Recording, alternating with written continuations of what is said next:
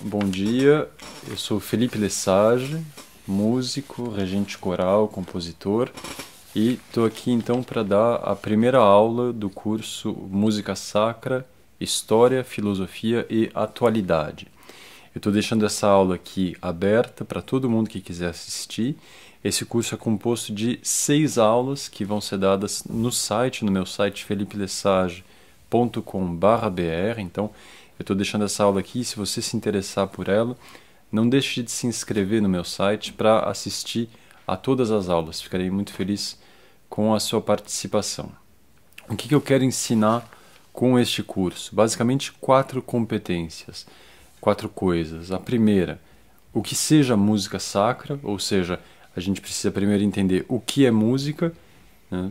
Não só segundo o senso comum, porque o senso comum em geral não está errado, mas o senso comum vai precisar da filosofia tradicional por, de certa forma, elevá-lo até uma compreensão mais completa, mais abrangente, né? E esse é o próprio da filosofia tradicional em comparação com outras filosofias. A filosofia tradicional, aqui eu estou falando de, sobretudo, Santo Agostinho, Santo Jerônimo, Santo Tomás de Aquino, até chegar mais para frente em Vítor Zuckerkandl, ela não vai negar, rejeitar ou menosprezar os nossos conhecimentos que a gente chama de senso comum, mas ao contrário, vai aceitá-los e partir deles para compreensões maiores. Então eu vou tentar explicar para vocês o que é música sob esse ponto de vista e, da mesma maneira, o que é sacro sob o ponto de vista da tradição. Aí não tanto da tradição filosófica, mas do ponto de vista da tradição magisterial. O que foi que os papas foram dizendo a respeito da música sacra ao longo dos séculos e dos milênios, de forma que a gente tenha uma visão comum àquela dos nossos antepassados sobre o que é o sacro na música. Eu acho que vocês vão ficar bastante surpresos com a resposta, como eu fiquei durante as minhas pesquisas. O resultado é um pouco diferente do que a gente pode pensar habitualmente, né?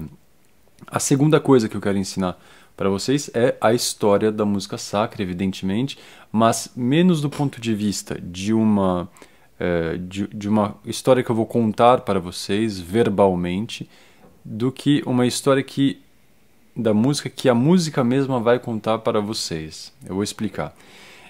Aqui eu sou músico, né? Não sou tanto um historiador, e o meu objetivo não é formar historiadores da música. Longe disso, o meu objetivo é formar pessoas que se apropriem da música. E nesse sentido, a perspectiva de história da música que eu vou transmitir para vocês é muito menos historiológica do que o que eu ousei chamar de escatológica. Ou seja, eu vou pegar toda a história da música e eu estou a organizando sobre diversos aspectos. Eu vou dividir com vocês várias coleções de música sacra organizadas, claro, do ponto de vista da cronologia. A gente começa no século VI até chegar no século XXI, mas essa é uma das coleções. Tem 25 coleções que eu vou dividir com vocês nesse curso, que estão organizadas por época do ano litúrgico, então Advento, Natal, Quaresma, Páscoa, Pentecostes, etc.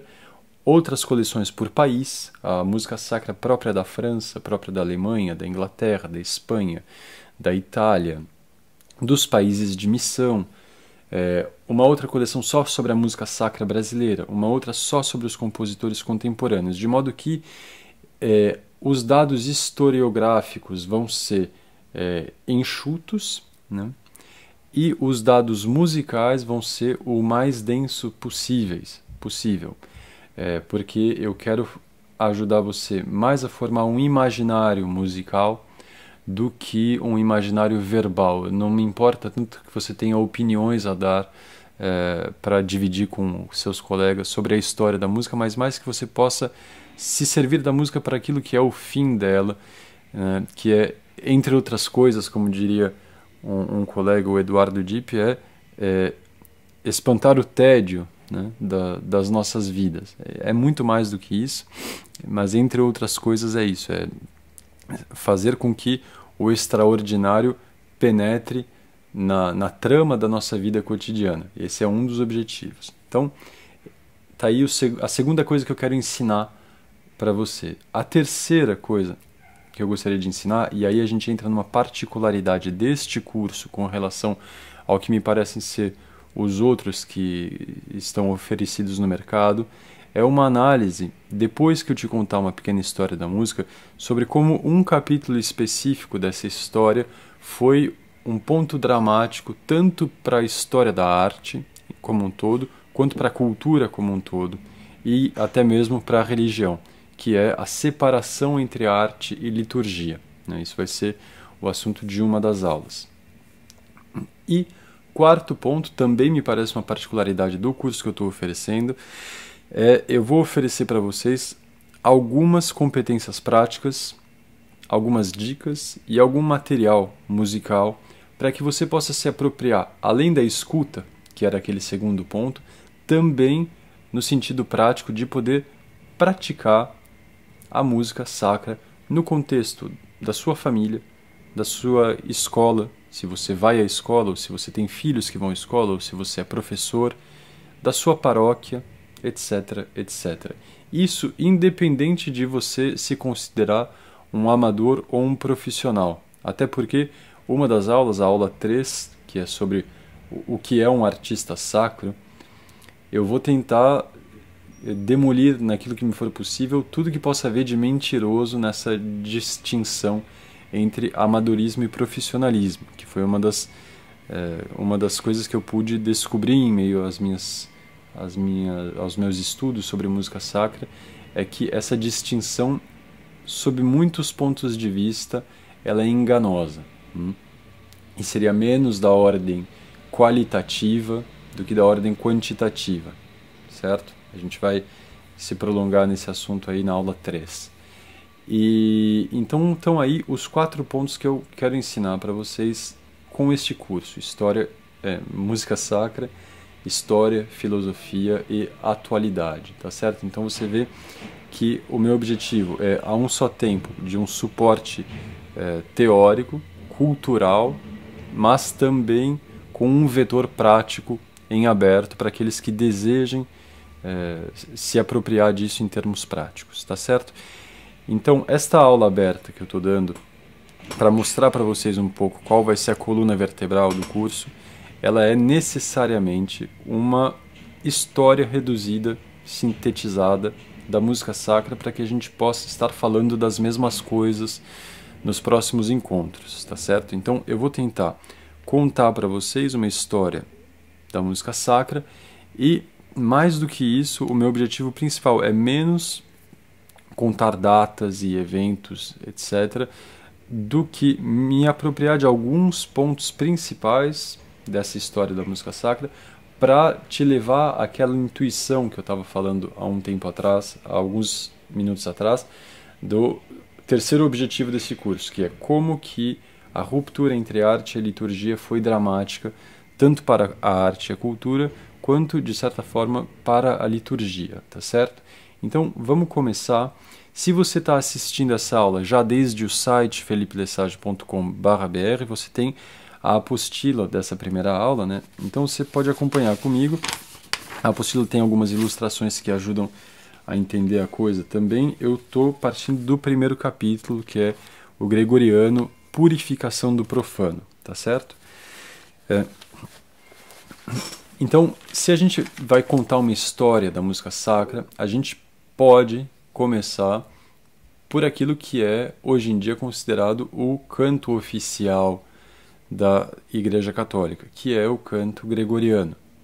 Se você pega os documentos do Concílio Vaticano II mesmo, eles colocam o canto gregoriano num lugar de honra, como sendo, afirmando mais uma vez que é o canto oficial da Igreja. Então não se trata de um anacronismo de modo algum, mas algo que desde sempre, né, ou pelo menos desde o século VI, é o canto oficial da Igreja. E por que o século VI? Porque no século VI o Papa São Gregório Magno é que estava na cátedra de São Pedro e ele estava percebendo na Igreja Católica de seu tempo um fato particular que precisava de ação do Papa.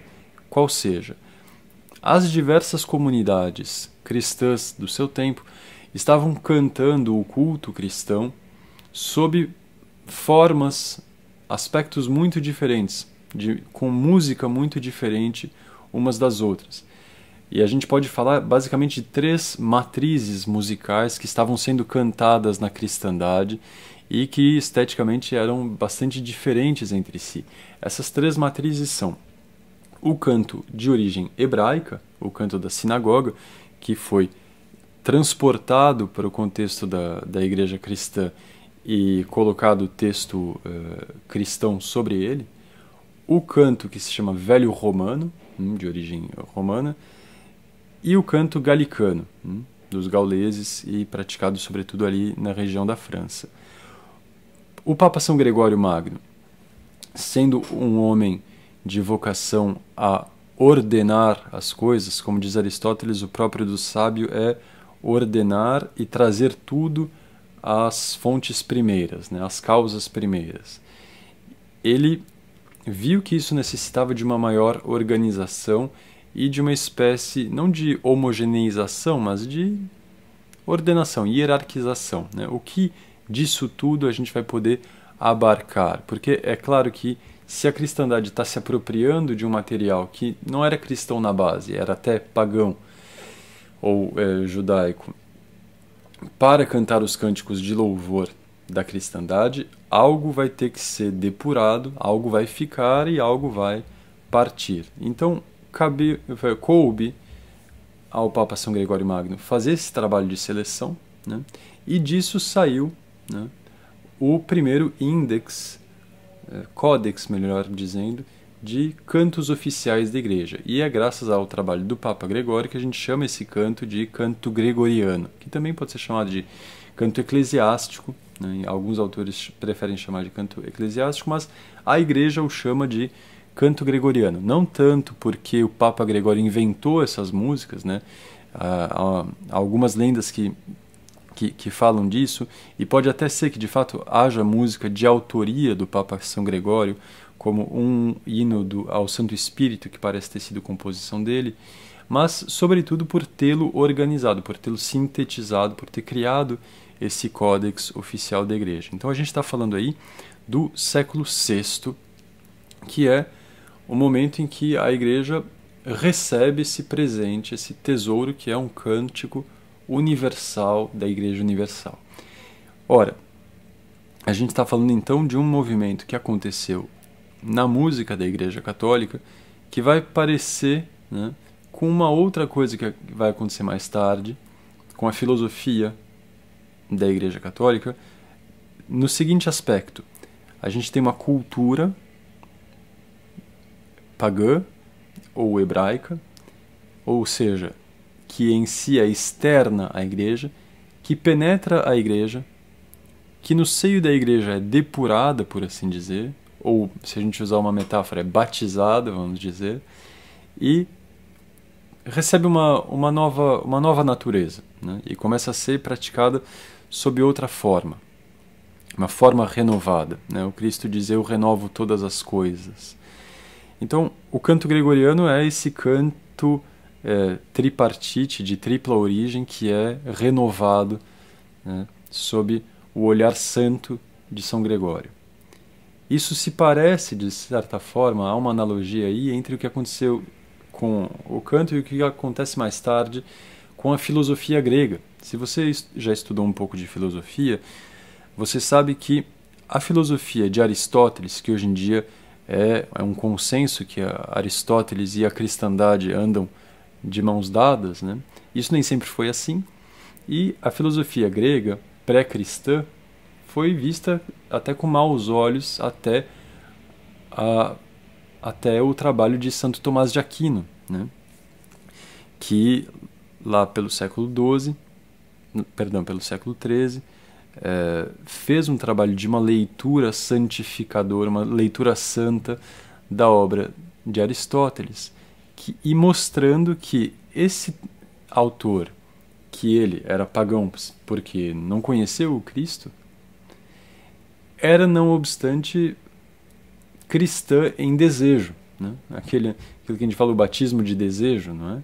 O batismo no qual você ainda não recebeu o batismo, mas no seu coração tudo está levando você ao Cristo. Então a gente pode dizer de forma aproximada que a filosofia de Aristóteles era um pouco assim. E eu estou contando isso para fazer uma pequena comparação entre o que aconteceu no campo da filosofia, entre Santo Tomás de Aquino e Aristóteles, e o que aconteceu, que eu estou contando para vocês, entre a música da cristandade, um pouco difusa na época de Santo Gregório Magno, e a ação de São Gregório. Ou seja, a gente está falando aqui de uma cultura externa à igreja, que penetra a igreja, é purificada ou batizada e volta para o mundo com uma cara renovada. Ou seja, um movimento centrípeto que vê depois dele um movimento centrífugo. Muito bem. Essa possibilidade do Papa Gregório compilar música da cristandade, ela só foi possível por uma razão muito simples. Era possível escrever música. Se a gente parar para pensar, escrever música é um negócio bastante surpreendente, não é? Você pega um som e você vai estabilizar esse som, você vai fixá-lo no papel, transmutando-o do domínio da audição ao campo da visão. Ora, essa maravilha que é a possibilidade de escrever música não é um privilégio do qual beneficiam todas as culturas. Ao contrário, tudo indica que só haja possibilidade de escrita musical no sentido pleno da palavra a partir da cristandade e, sobretudo, na Europa cristã. Se você está ouvindo esse curso e já fez alguns estudos em história da música, você pode objetar e dizer que não é verdade. Existem culturas nas quais há escrita musical. Por exemplo, na Grécia, os poemas eram escritos com pequenas inflexões sobre o texto. Na Índia também há notação rítmica. Eu digo, é verdade, mas a particularidade da notação que se desenvolveu na Europa é que ela vai muito além e não é uma simples questão quantitativa, é uma questão qualitativa, porque não se tratam de simples inflexões, não se tratam de simples elementos de ornamentação que se acrescenta a um texto falado, nem a simples ritmos. O que a gente tem aí com o nascimento da escrita no Ocidente, da escrita musical, é a possibilidade de se colocar inflexões, ou seja, espécies de ornamento sobre um texto falado, ou definir a modulação da voz sobre o texto falado. Além disso, o ritmo, e além disso, a altura precisa dessas inflexões, ou seja, as notas. Isso é que é a novidade, e foi graças a essa possibilidade que o Papa Gregório pôde desenvolver esse trabalho. Ora, este trabalho aí, tudo indica que ele nasceu também no seio da cristandade, né? Quando a gente busca o nascimento da possibilidade de se escrever música, a gente encontra algumas fontes, dentre as quais as principais são manuscritos encontrados no monastério na Aquitânia, no sul da França, ali fronteira com a Espanha, e na região de Metz, no nordeste da França, fronteira com a Alemanha. Nesses dois monastérios a gente tem os manuscritos musicais mais antigos, e ali já se está escrevendo música não só com as inflexões sobre o texto, mas com notas mesmo. E foi graças a isso que o Papa Gregório, no século VI, pôde desenvolver o trabalho dele. Para além disso, uma segunda coisa que vai acontecer bem mais tarde, e aí a gente já está entrando no segundo capítulo, se você está acompanhando essa aula pelo site, a gente está falando aí da escrita musical enquanto herança monástica. A gente já pode se reportar ao trabalho de Guido d'Arezzo, que é um monge beneditino, que viveu ali no finalzinho do século X, começo do século XI. E é graças a ele que a gente pode chamar as notas pelos nomes que a gente conhece. Todo mundo conhece, né? Dó, que vem antes de Ré, Mi, que vem depois de Ré, depois vem Fá, Sol, Lá, Si, Dó, Ora, isso tudo não nasceu do nada, né? Mas é a ação de uma pessoa, esse monge beneditino, Guido d'Arezzo, que vinculou a cada uma dessas notas um nome específico. Isso, então, a gente está falando do século X, já é bem depois de São Gregório Magno, e já é uma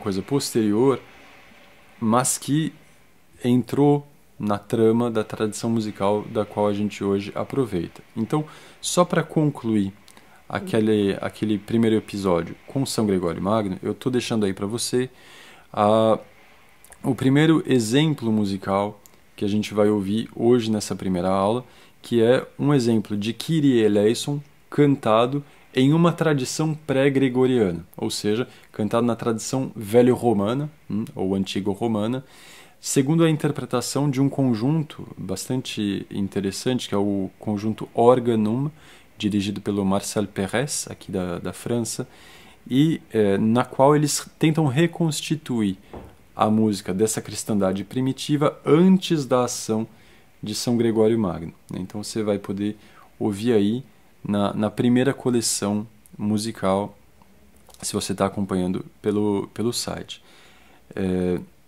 Em seguida, então a gente passa para esse segundo capítulo, por assim dizer, com o Guido d'Arezzo, que vai ainda acrescentar mais uma camada, né, mais um capítulo a essa história do desenvolvimento musical, estabilizando as notas de acordo com nomes. E ele vai utilizar para isso um famoso hino que a cristandade cantava, né, dedicado a São João Batista, Utque ant laxis resonare fibris. Aí na apostila tem a partitura. E o que ele fez? Ele pegou a primeira sílaba de cada verso, e dessa primeira sílaba ele fez o nome da nota. Esse hino soa mais ou menos assim. Eu vou cantar um trechinho para vocês. Utque ant laxis resonare fibris mira gestorum famolitorum solve polluti labireatum sancte Ioannes. E agora, se eu cantar essa mesma coisa, parando verso por verso, vocês vão perceber o seguinte: Utque ant laxis, ut. O ut é a nota do. É a única nota que não continuou tendo o mesmo nome. Por quê? Porque é difícil você começar com uma consoante. Perdão, com uma vogal. Então, com o tempo foi se mudando isso e começou-se com uma consoante, porque é mais fácil para o músico chamar as notas começando por uma consoante. Na tradição alemã, ainda se chama essa primeira nota de ut. Depois, utque ant laxis, re, resonare fibris, re. Aqui a gente tem re. Depois, mi, nota mi. Mira gestorum. Depois, a nota fá. Famolitorum. Sol. Solve polluti. Depois, lá. Lá. Labireatum. E o si. Sancte Ioannes. Aqui é uma pequena firula, né? O si não é composto da primeira sílaba, mas a primeira letra de sancte e a primeira letra de Ioannes, si. Pois do, re, mi, fá, sol, lá. E a gente tem aí as notas da escala musical, graças ao monge Guido d'Arezzo, eminente musicólogo do século XI. Então, a possibilidade de escrita, a possibilidade de dar nomes às notas, estão vendo? Tudo isso são coisas que, no primeiro caso, no caso de Santo Gregório, vem do universo externo à igreja, passa por uma transformação e volta para o mundo, né? E no caso da escrita, nasce na igreja e é distribuído ao mundo externo, né? E qual é o resultado disso no mundo externo? Pois bem, o resultado é que os compositores da cristandade vão se apropriar dessa tecnologia, por assim dizer, e é graças à possibilidade de se escrever música que uma visão, por assim dizer, aérea da música se torna possível. O que eu quero dizer com isso? Os compositores passam a ver aquele fenômeno musical, sonoro, ou seja, aquilo que a gente não consegue fixar, não é assim?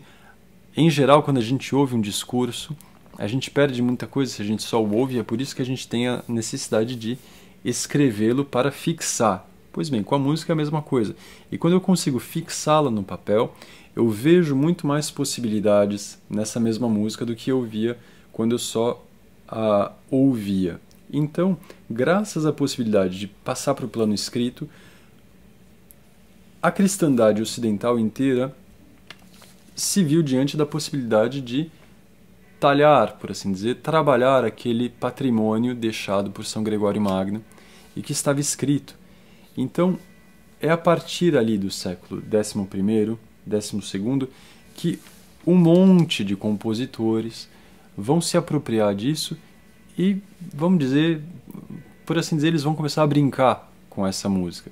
Brincar no sentido lúdico da coisa mesmo.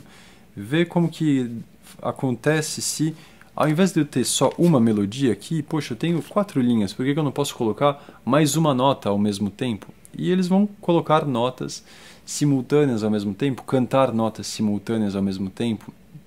A gente está falando aqui das primeiras experimentações polifônicas. Essas primeiras experimentações polifônicas, elas vão culminar numa escola que é o emblema desses primórdios da polifonia, ou seja, diversas vozes, diversas melodias simultâneas, que é a Escola de Notre Dame. A Escola de Notre Dame tem esse nome porque ela designa os compositores que trabalhavam, que escreviam música para os serviços litúrgicos da Catedral de Notre Dame de Paris, e basicamente 2 compositores os mais eminentes, o mestre Léonin e depois dele, o sucessor dele, o mestre Perrotin. E girava em torno desses compositores, desses 2, uma miríade de outros compositores, tanto da França, tanto de Paris, quanto de diversos outros locais, Flandres, Espanha, Itália, Alemanha, etc., que estavam se apropriando, cada qual à sua maneira, desse patrimônio maravilhoso que estava nascendo, né? Então a gente fala aí dos séculos de uma descoberta, né? Mais ou menos como uma criança que descobre o mel. A criança, quando descobre o mel, o que ela faz? Ela se lambuza, ela come de forma desmedida o mel, né?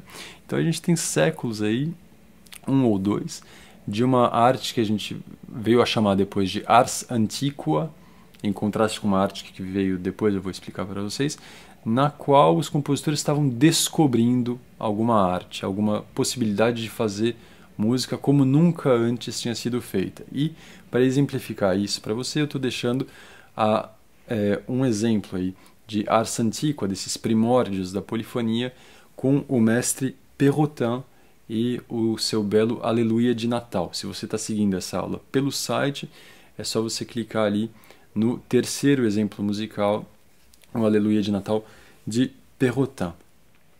E se a gente pode chamar essa arte aí de ars antiqua, arte antiga, é porque os sucessores dela, né, dessa escola de Notre Dame, deram esse nome para ela, evidentemente, né? Ninguém vai se autoproclamar eu sou um compositor de arte antiga, mas foram os sucessores deles, sobretudo Guillaume de Machaut e Philippe de Vitry, que começaram a descobrir, né, algumas constantes da arte, regras estáveis, e que propiciaram uma arte um pouco mais trabalhada, um pouco mais rebuscada, e que se auto-intitularam, evidentemente, uma arte nova, a Ars Nova. Então você vai poder ouvir também um quarto exemplo da Missa de Notre-Dame, composta por Guillaume de Machaut, e você poderá perceber, eu acredito, um contraste, né, no qual a Ars Antiqua do Perrotin ela é um pouco bruta, né? Uma pedra bruta, e a segunda ars nova já tem um pouco mais de, de especulação, vamos dizer assim. Então, eu estou contando isso para vocês, como eu disse no começo, não é tanto para formar vocês em termos historiográficos sobre a história da música sacra, mas mais porque eu quero contar uma intuição que é, de certa forma, a razão de ser deste curso. É por esta intuição que eu estou dando este curso, na verdade. Se eu fosse só dar um curso de história da música sacra, eu acho que eu nem seria capaz de fazê-lo. Mas se eu estou dando essa primeira aula e contando essas coisas, é porque tem uma outra coisa que eu quero contar que tá começando a chegar, que é o seguinte. Lembra que em São Gregório Magno, a coisa vem de fora, passa pela igreja e retorna, né, para o mundo cristão sob outra roupagem. No caso da escrita musical, isso nasce no seio mesmo dos monastérios e é distribuído para a cristandade. E no caso da polifonia, isso também nasce no seio da cristandade, né, não tanto graças aos monges, mas mais pelo trabalho de certos compositores, dentre os quais alguns eram sacerdotes, alguns eram clérigos, outros eram leigos, né? E sai daí para o mundo. Pois bem, então a gente está vendo que nos primeiros 13 séculos, né, da cristandade, pelo menos nesses pontos que eu estou descrevendo para vocês, a cristandade teve um papel fundamental no desenvolvimento daquilo que, se a gente tratar de forma isolada, a gente vai chamar de música. Na minha opinião, esse desenvolvimento só pôde se dar porque a música não era o foco principal da coisa, era o louvor divino, e por força de se dedicarem com tamanho afinco ao louvor divino, frutos diversos foram nascendo, né? A arquitetura, a música, as letras, e mais tarde a gente os separa e os chama por nomes individualizados, mas me parece que eram setores, membros de um só corpo até esse período. E por que eu estou contando isso? Porque esta intuição da qual eu vou tratar com vocês agora pode ser simbolizada por um evento que me aconteceu há alguns anos atrás, no qual eu ouvi uma conferência de uma jovem musicóloga. Parênteses, a musicólogo é uma curiosa profissão de uma pessoa que se dedica à música sem praticá-la. Ou se ela a pratica, isso não se alia à profissão de musicólogo dela, mas é uma coisa à parte, né? Como uma pessoa que estude a cozinha sem comer ou sem cozinhar. Enfim, fecha parênteses. A gente vai tratar da questão da profissão de músico, do amadorismo, do profissionalismo, mas na aula 3. Né? Eu vou dedicar uma aula especialmente para isso. Então, essa jovem musicóloga estava dando uma conferência até bastante interessante sobre a obra de Mozart, e no momento dado ela deixa passar uma frase, assim, uma espécie de provocação, na qual ela diz que, bom, de todo modo, a música da Igreja Católica sempre evoluiu num passo muito mais lento que a música profana.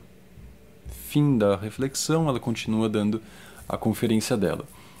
E o fato curioso é que eu acho que a única coisa que eu retive dessa conferência foi essa reflexão, né? A nossa memória é um negócio bastante curioso que retém, na maioria das vezes, coisas que ela mesma decide reter a despeito do que a gente gostaria de reter, não é assim? É assim comigo, eu acho que deve ser parecido com vocês. Mas enfim, a minha memória guardou isso ficou ali trabalhando no meu espírito. Eu falei, nossa, será que isso é verdade? Né? Na época eu não conhecia muita coisa sobre a história da música, ainda menos da história da música da igreja, então eu não podia dizer, né? Hoje eu também ainda não sou um conhecedor cabal do assunto, né? É por isso que eu não estou dando um curso de história, mas história para a prática. Mas com as coisas que eu fui aprendendo desde então, isso ainda me parece esquisito. Vocês estão vendo que, tendo resumido aí alguns séculos de história da música sacra, se eu não deixei cair algum detalhe muito importante pelo caminho, a gente vê que para os 13 primeiros séculos isso não é verdade. Não só a música da Igreja Católica caminhou num passo mais rápido, como todos os outros passos que se deram graças a ela. Então, se você pega, por exemplo, um estilo musical bastante emblemático do profano, né, do canto que não é feito na igreja, não é feito para a igreja, que é a ópera. Ora, como que você vai poder comparar a ópera, o universo da ópera, o universo dessa música profana, com o universo da música sacra, sem assumir que a ópera nasce no século XVII, com Jacopo Peri, na Itália, e um pouquinho depois com Claudio Monteverdi, que vai pegar esse trabalho do Jacopo Peri e aperfeiçoá-lo. Se você não assumir que a ópera ela é herdeira de toda a tradição, pelo menos da escrita musical, da teoria musical, proporcionada pelos monges, não é? Então, não me parece ser uma comparação possível sem essa ressalva, certo? Então, bom, eu me disse assim para mim mesmo, talvez ela esteja falando do período posterior, né? Depois ali do século XIII, XIV, bom, vamos ver. O que eu vou contar agora para vocês é que eu cheguei à conclusão de que isso também não parece ser o caso. Por quê? Porque, como eu disse para vocês, os compositores ali, herdeiros da escola de Notre Dame, são, de certa forma, o epicentro de toda a evolução musical que vai se dar a partir do século XIII em diante, que estão se apropriando dessa técnica polifônica para criar música maravilhosa. Ora, para a gente criar música maravilhosa, naquela época, eu estou falando de música vocal aqui, né?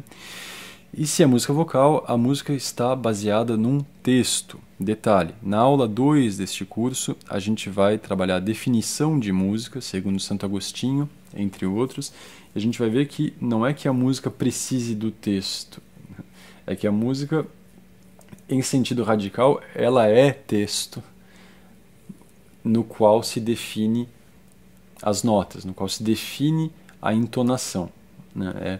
Mesmo o texto é a razão de ser da música, segundo Santo Agostinho. Mas, fecha parênteses, a gente vai ver isso com mais calma na aula 2, da qual eu espero que você participe, se inscrevendo aí para fazer o curso inteiro no site felipelessage.com/br, tá certo? Então, esses compositores eles precisam de um texto, né? Eles partem de um texto. E qual é esse texto? Ora, esse texto é a liturgia, a missa.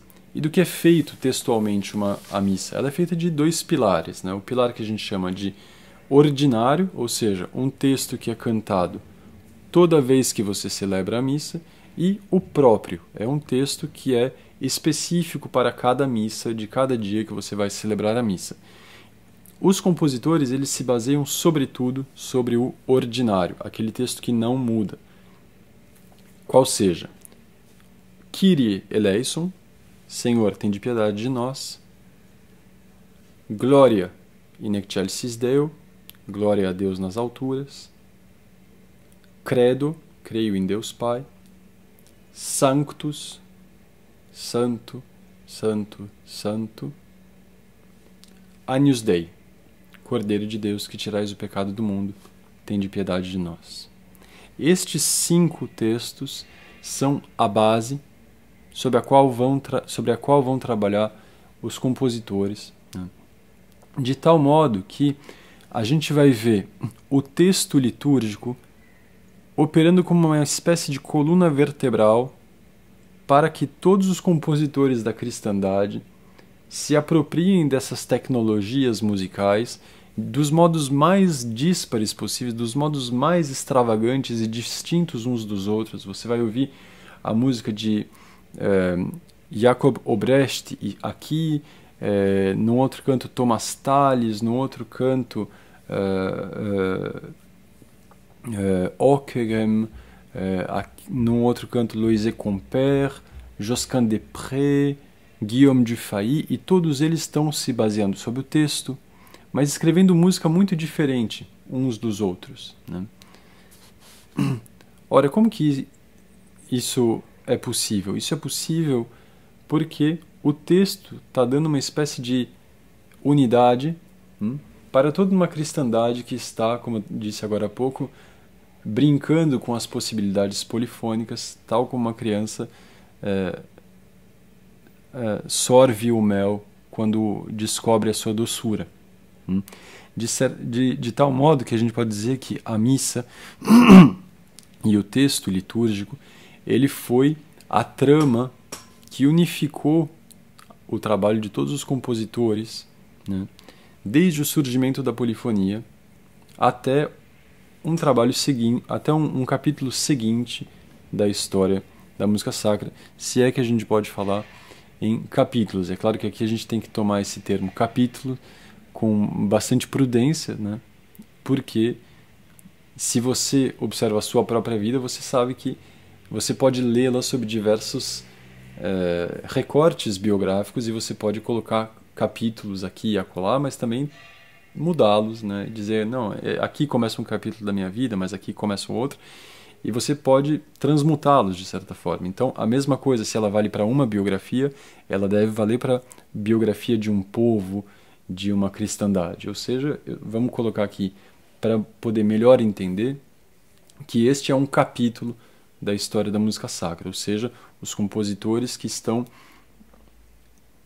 se divertindo com as possibilidades da tecnologia polifônica e estão tendo uma unidade idiomática preservada graças ao texto litúrgico e também ao serviço litúrgico, a finalidade da ação musical, né? Na aula 2 a gente vai ver um pouco mais em profundidade o que seja o sacro, e a gente vai ver que a noção de finalidade está muito intrinsecamente ligada para a gente entender o que seja o sacro, né? E é por isso que eu estava falando que ela é surpreendente. A gente vai ver isso na segunda aula. Então, temos aí séculos e séculos de compositores como esses que eu citei e que você vai poder ouvir nas coleções, que estão se apropriando desse material e criando música maravilhosa. E o que acontece alguns séculos depois que tudo isso se desenvolve, tudo isso amadurece, a gente vê a partir do século XVII, então um bocado de séculos aí em questão, né? A forma litúrgica musical adquiriu um aspecto, de certa forma, autônomo. Como assim? Da seguinte maneira: quando nós somos bebês, nós precisamos dos nossos pais o tempo todo, não é assim? O fato de ficar um segundo distanciado da mãe para uma criança, por vezes é um negócio muito angustiante. Ela já começa a chorar só de não ver a mãe no mesmo cômodo. Com o tempo isso vai passando, né? E a gente chega naquela famosa adolescência na qual você vê, ora, eu sei andar sozinho, sei falar, sei até, alguns mais ousados, sei dirigir um carro sozinho, eu tenho força física para vencer os meus pais, ora, eu sou um adulto emancipado, não é assim? Então, esse evento que acontece conosco enquanto homens parece ter acontecido de forma comparativa também com a música sacra, ou seja, a partir do século XVII, XVI, né, isso acontece dependendo do país que a gente for ver e do compositor, isso acontece em momentos distintos, é por isso que eu falo que a noção de capítulo para a história dos homens ela tem que ser vista de forma um pouco móvel, né? Ela começa a se emancipar, de certa forma, de algo que até então era a própria coluna vertebral dela, que é o quê? A liturgia. A música vai se dissociando dela por adquirir uma proporção muito grande, né? Você começa a ver missas que dura um tempo demais porque o trabalho de especulação do compositor era longo demais, o compositor teve ideias demais e já não cabia no tempo prático, né, de um serviço litúrgico, e também por uma segunda coisa, isso eu vou ter que explicar com mais detalhes numa outra aula, mas pelo surgimento de um discurso musical acabado, que é aquilo que a gente pode chamar de música tonal. Eu vou explicar isso em mais detalhes num outro momento, mas a música tonal, ela pode ser, a gente pode emprestar também o termo do Otto Maria Carpo, que fala de música viva. É uma música que já tem uma certa vida, independente da liturgia, você pode tirá-la da liturgia, e se você vai ouvir essa música, por exemplo, num CD ou num concerto, ela tem um sentido em si, ela se basta de certa forma, entre aspas, né? Pois bem, essa música que se basta, que se quer emancipada, ela vai então, de certa forma, não caber mais no templo, ela não cabe mais na igreja. E então a gente começa a ver que algumas formas musicais começam a nascer que se debatem mesmo com a forma da liturgia. Elas não cabem fisicamente mais na igreja e ontologicamente. E a forma mais exemplar disto é aquilo que a gente chama o oratório. O que é o oratório? O oratório é uma peça musical que se baseia, no mais das vezes, num texto religioso, num texto sacro, mas que não tem articulação direta com a liturgia. Ele não é função da missa, ele não está submisso à missa, mas ele evoca a missa. E nesse sentido, ele está ali para ser ouvido e não para servir uma ação externa. Não é uma coincidência que a partir dessa época aqui, século XVII, logo depois de do advento dessa música que a gente já pode chamar de tonal, graças sobretudo à obra de Alessandro Scarlatti, né? Um pouquinho depois George Handel e Johann Sebastian Bach, não é coincidência que a gente vai ver nascer a possibilidade de existência da sala de concerto. A sala de concerto não era algo concebível, né, para se ouvir música pura, antes que houvesse uma necessidade de se ouvir música pura, né. Havia as óperas, né, na qual não é música pura, mas música encenada, encenação cantada, melhor dizendo, né.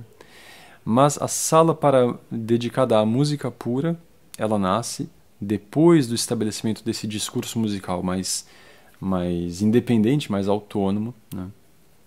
E concomitantemente com a formação do oratório. E como exemplo de oratório, estou colocando aí para você nessa coleção dessa primeira aula, o maravilhoso oratório Stabat Mater, do Pergolesi, esse compositor que nos deixou com 26 anos, já com duas obras-primas, né? O oratório Stabat Mater, que descreve em música e texto as dores da Virgem aos pés da cruz, e uma ópera bufa, uma ópera cômica, La Serva Padrona, que é até bastante engraçada. Ele morreu com 26 anos e muitos se perguntam o que teria sido desse compositor se ele tivesse vivido um pouco mais, se não teria sido assim, um segundo Mozart, porque simplesmente as duas obras que ele deixa aos 26 anos são verdadeiras obras-primas, né? Então, você vai poder ouvir essa coleção, essa peça na primeira coleção, e gostaria até de saber a impressão de você sobre essa obra. Essa é uma obra que me marcou muito quando eu a descobri. E também, nessa coleção aí da primeira aula, você vai poder ouvir um moteto que, do meu ponto de vista, ele marca o surgimento dessa música que a gente chama tonal, ou seja, uma música no qual o discurso está já bastante bem acabado em comparação a séculos de experimentação, de empirismo, né? Esse moteto é o Ad te Domine, do Alessandro Scarlatti. Nessa coleção também estão entre os compositores, lembrem, né? Tinha a Ars Antiqua, do século XII, a Ars Nova, a partir do século XIII, e antes da gente dar esse salto aí de muitos séculos para chegar no Alessandro Scarlatti e no Pergolesi, tem um momento muito particular que a gente precisa conhecer, que é a obra maior de Palestrina, Giovanni Pierluigi da Palestrina, que vai se tornar com o tempo um compositor referência, assim, o norte dos compositores de música sacra. A gente vai tentar entender por que disso lá na aula 5, na qual eu vou tratar da música no Brasil, eu vou explicar por quê. Mas junto com ele também o Tomás Luiz de Victoria. Então você vai poder ouvir esses dois compositores como uma espécie de meio de campo entre a Ars Nova do Guillaume de Machaut, Philippe de Vitry, antes de chegar na arte já tonal estabelecida do Alessandro Scarlatti. Aí no meio de campo tem Pergolesi e Tomás de Victoria. Então, depois de Alessandro Scarlatti, a gente vê surgirem formas emancipadas, né? E como sobretudo o oratório. E o que acontece? Há um outro evento acontecendo aí de ordem extramusical e que vai ter uma importância muito grande para as artes como um todo, que é a Reforma Protestante, ou Revolução Protestante, ou Protestantismo, simplesmente. Por quê? Isso aqui que eu vou contar para vocês, eu aprendi num livro muito interessante do Jean-François Laby, que se chama O Rosto do Cristo na Música Barroca. E o que ele conta? Ele diz que a Reforma Protestante, ela se vê face a uma espécie de dilema. Porque, a partir da Reforma, as igrejas protestantes que foram se estabelecendo seguiram um movimento de ir se separando, né, se despojando pouco a pouco dos sacramentos católicos, né, de ir negando a utilidade, a validade dos 7 sacramentos, sobretudo o sacramento da Eucaristia, que é o sacramento mais importante para um católico. A Eucaristia para o católico é: eu confesso, eu digo, eu creio que isso que me parece pão não é mais pão, mas depois das palavras da consagração é Deus mesmo encarnado. E eu vou consumir, eu vou comungar deste corpo. Pois bem, se isto é verdade para o católico, tudo o mais no serviço litúrgico vai necessariamente estar abaixo desta realidade eucarística, inclusive a música, evidentemente. No caso do protestantismo, que se desvencilha, entre aspas, dos sacramentos, alguma coisa vai ter que ser colocada, vai ter que ser instaurada para completar uma dimensão que estava sendo suprimida aos poucos, que é a dimensão dos sacramentos. E além disso, a dimensão da estética da imagem também estava sendo suprimida dos templos, né? A representação pictural de santos e do próprio Cristo, ela vai sendo banida dos templos protestantes, dependendo da denominação protestante. Mas, com isso, sobra para quem? Para quem que sobrou nessa história? Pois bem, sobrou para a música. E a gente vai vendo que nas igrejas, sobretudo aquelas de denominação luterana, menos nas calvinistas, eu vou explicar para vocês mais tarde por que não nas calvinistas, eu vou explicar isso na aula 5, mas naquelas luteranas começa a caber à música um papel de grandíssima responsabilidade de completar na música aquilo que estava faltando no sacramento. De modo que a música assume um papel que a gente pode chamar de paraliturgia. Ou seja, ela vai ter que produzir na alma do fiel protestante um efeito similar, análogo àquele que o sacramento em si está produzindo na alma do fiel. Por isso que ela é paraliturgia, ela evoca o efeito de um sacrifício. O sacrifício que o Cristo está operando no sacramento, no caso do rito protestante, a música vai ter que aludir a ele, vai ter que criar algo que complete ali aquele buraco deixado com a fuga dos sacramentos, tá certo? E olha só, parece uma coincidência para vocês que nasça nessa época um gênio da estatura de Johann Sebastian Bach, ele que é um compositor luterano, alguém que soube operar de modo até análogo com São Gregório Magno, se a gente se reportar ao comecinho dessa aula, absorvendo as mais diversas culturas musicais, ele que foi discípulo de Buxtehude na Alemanha, de Sweelinck na Holanda, de Vivaldi de forma distante na Itália, e que foi absorvendo então de diversas tradições, de diversas formas musicais, diversos instrumentos, para sintetizar uma obra musical da envergadura da dele, e isso é um consenso entre todos os músicos e musicólogos. Não há espírito musical maior do que Bach. Talvez se possa até comparar com Beethoven mais tarde, mas ainda assim há algo de fundador em Bach, que mesmo Beethoven teve que se valer desse tesouro. Então parece uma coincidência para vocês isso, que um espírito como o de Bach tenha nascido no momento em que que toda uma nação, que é a Alemanha luterana, carecia de alguém como ele. É difícil dizer que não.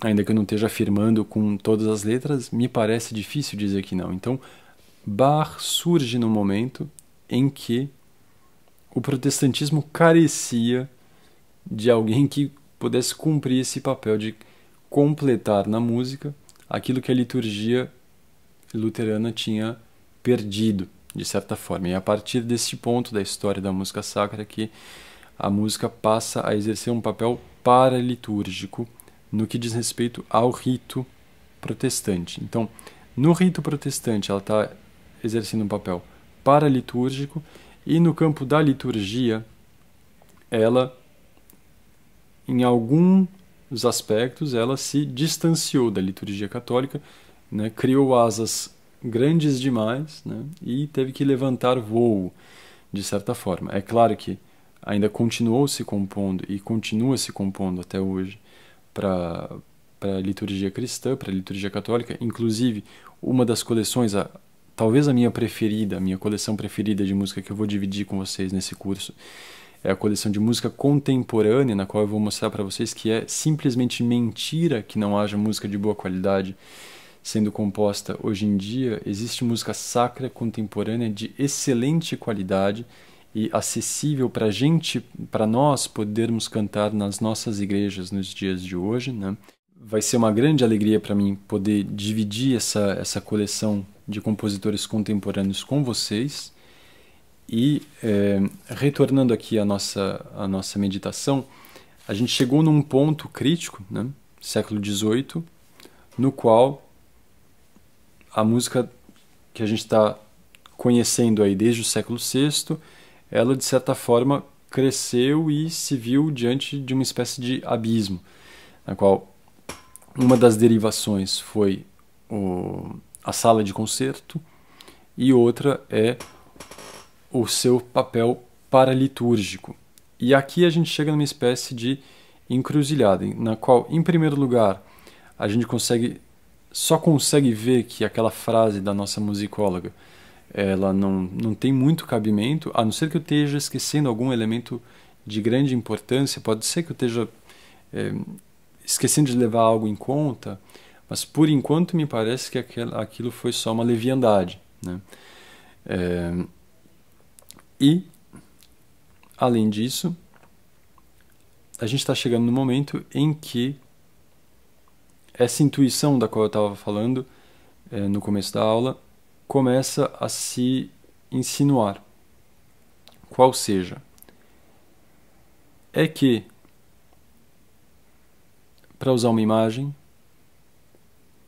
um peixe consegue nascer, crescer e se desenvolver na medida em que ele está dentro da água.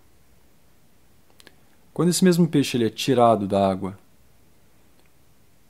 porque ele é muito belo, e eu o pego, por exemplo, uma carpa naqueles jardins japoneses, eu vejo, nossa, como essa carpa é bela, eu quero tirá-la da água, e eu a retiro para observá-la. Eu posso fazer isso por algum tempo, não é? Mas depois de alguns minutos, essa carpa já não vai mais estar tão bela, ela vai estar um pouco morta e ela vai começar a cheirar mal também. Então eu tenho que retorná-la no ambiente próprio a ela. Ao que me parece, um movimento semelhante acontece com a arte, na medida em que ela se distancia do seu habitat natural, do seu ponto de nascimento ou do seu coração. Este ponto, cada vez mais, me parece ser a liturgia. Ou seja, liturgia vem do grego leitos ergos, que quer dizer função ou serviço público, né?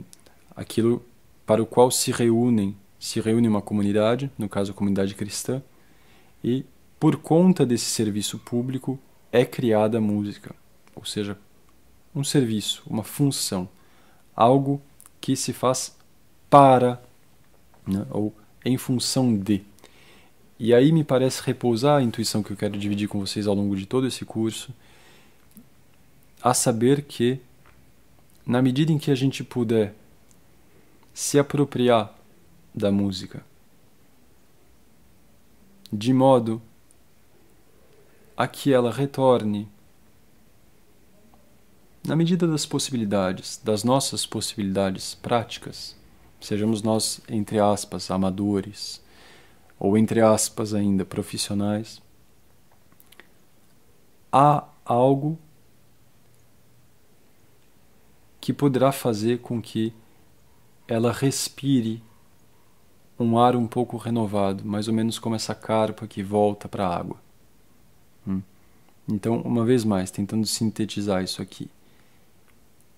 Depois de todas essas peripécias que a música sacra foi vivendo, e depois dessa encruzilhada na qual ela se encontra, uma apropriação que nós possamos vir a fazer dela, apropriando-nos dela no seu sentido sonoro, primeiramente, material, técnico, se possível, e prático, ou seja, vivendo-a no nosso universo, sem almejar ir para uma sala de concerto gigantesca, não é esse o caso, é na nossa sala de jantar, na nossa escola, na nossa paróquia. Algo me indica que essa música poderá respirar novamente. E nós sabemos, basta a gente ligar o rádio ou tentar ouvir música no YouTube, o quanto a nossa arte precisa de um fôlego, de um novo fôlego. E ao que me parece, eu vou mostrar isso para vocês na terceira aula sobre o que é o artista, os artistas profissionais não estão sabendo fazer isso. Talvez não seja culpa deles, talvez não seja culpa nossa, mas o fato é que nós não estamos sabendo fazer isso. E talvez justamente por causa desse equívoco de compreensão entre o que seja o amadorismo e o profissionalismo. Então eu gostaria de convidar você, que você se considere um amador, um profissional, pouco importa. Você que ama a música sacra, ou gostaria de amá-la, gostaria de conhecê-la, ama a igreja, ou gostaria de amá-la, ou gostaria de conhecê-la, pouco importa, mas que vê um fundo de coerência naquilo que eu estou falando e quer se apropriar disso na medida das suas possibilidades, A finalidade deste curso é ajudar você a fazer isso. Por quê? Porque este é o meu sonho desde já uma década e eu tenho visto frutos nascerem dessa empreitada. Esse curso é um símbolo dessa empreitada e eu espero que ele possa te ajudar nesse sentido. Tá certo? Se você está assistindo esse vídeo na versão que eu estou oferecendo pelo YouTube, eu convido você a se inscrever para participar de todo o curso que eu estou dando pelo meu site felipelessage.com/br, tá certo? O curso vai ocorrer do dia 2 a 7 de março de 2020.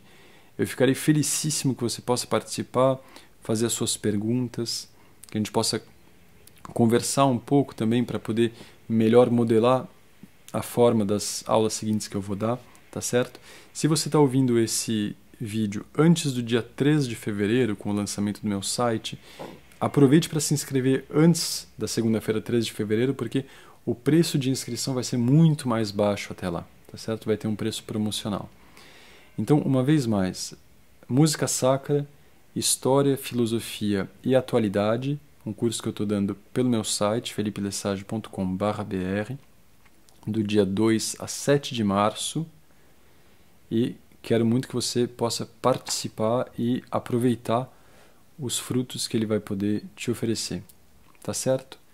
Um grande abraço, fiquem com Deus e até breve, eu espero. Tchau, tchau.